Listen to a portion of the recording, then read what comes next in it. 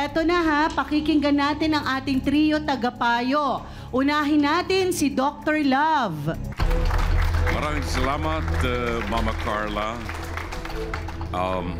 Edman, malaki na yung utang mo kay Mayan, 3,000 na. At ako'y asar na asar talagang madinig sa mga mangungutang dito sa programang ito. Palagi na lang madidinig mo sa mga nangutang, babayaran kita pag nagkapera ako. Ano yun? Hello? Pakipag-aralan nga yun sinasabi nyo. Babayaran kita pag nagkapera ako. Nang lumapit ka sa akin, ipinagkatiwala ko yung pera sa'yo. Ngayon, ako pa maghihintay. Pag tayo po'y nangutang, meron tayong responsibilidad na magbayad sa utang. Utang na loob. Gaano man kasama ang pangyayari, Bonifacio, you claim to be apostolado. Ang lahat ay may katapat na kapatawaran. Magaganap lamang ang kapayapaan sa daigdig at sa ating puso pag marunong tayong magpatawad, no? Anumang sama ang ginawa.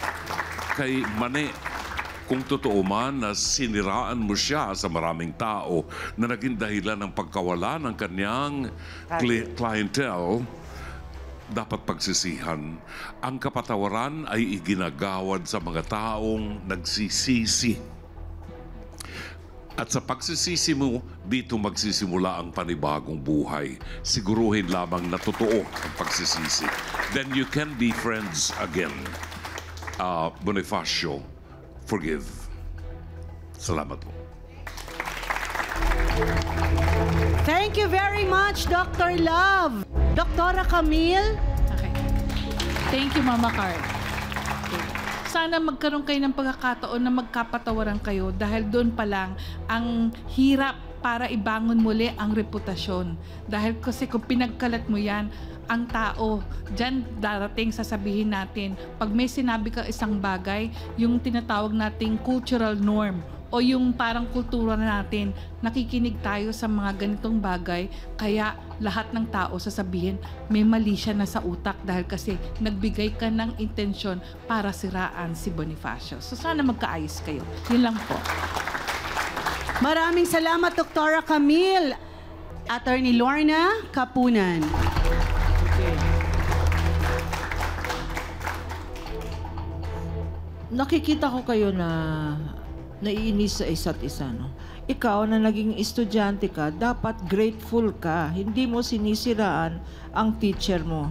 Hindi lang masama yon na ginagawa mo. Krimen yan.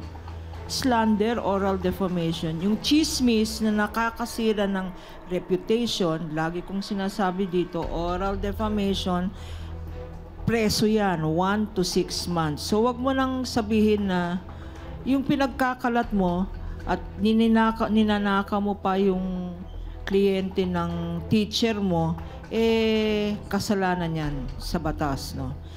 Kung ganyan ang ginagawa mo, no, kumukuha ka ng kliyente, sinisiraan mo si Tatang Bonifacio, ganun din ang gagawin sa'yo. Tingnan mo, ngayon, wala ka ng kakampi dito because sabi nga ni Mary Ann, yung ginagawa mo kay Bonifacio, yun rin ang ginawa mo sa kanya. No? So, consistent sa batas, sa korte, miski na hindi ebidensya yung, kunyari, hindi yan evidence, circumstantial evidence yan. Yung pattern of behavior, yung lagi mong ginagawa na naninira ka, nang didenggoy ka ng kapwa mo. So, mag-iba na kayo. And, Tatang, sana wag po tayong mawala ng pag-asa. Because, at the end of the day, miski na ano pong sabihin ng iba, kung ano po yung totoo, kung ano po yung paniwala nyo na tama, doon po kayong kumuha ng, that's where you gather your strength. Lalo na naniniwala kayo sa Diyos. At isabahala na natin sa Diyos. There is punishment, if not in court, there is punishment in hell.